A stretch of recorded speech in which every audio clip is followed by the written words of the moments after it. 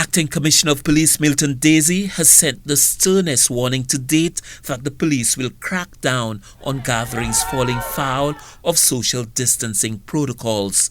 Desir says the police have the power and will use it to good effect. Persons need to take personal responsibility for their social distancing. The police are there, but we cannot do everything at all times. If the police ought to get into that establishment and inform persons that they need, if especially it's overcrowded, that they are not observing whatever protocols that is set by the Ministry of Health. They are not observing it, and the police has the power to close down any establishment that is not complying. Throughout St. Lucia, the social distancing and other COVID-19 related protocols have been largely abandoned.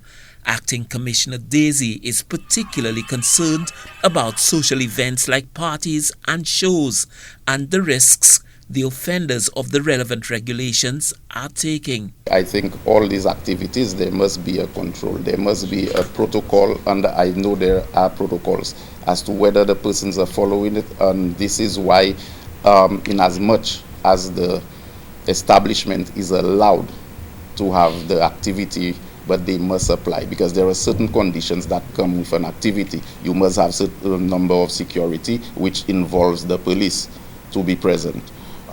We can only give permission if you have police, at least depending on the number of persons you expect in your establishment, the number of police officers that should be there at your cost. So all these things has to be put in place before somebody just go advertise an activity or go ahead and have the activities. Since the relaxation of the restrictive measures and the removal of the curfew, it was largely business as usual for much of the public.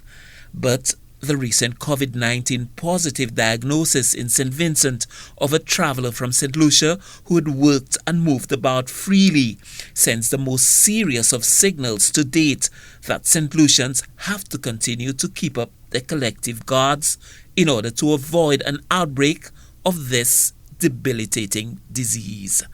Stanley Lucian for the HTS News Force.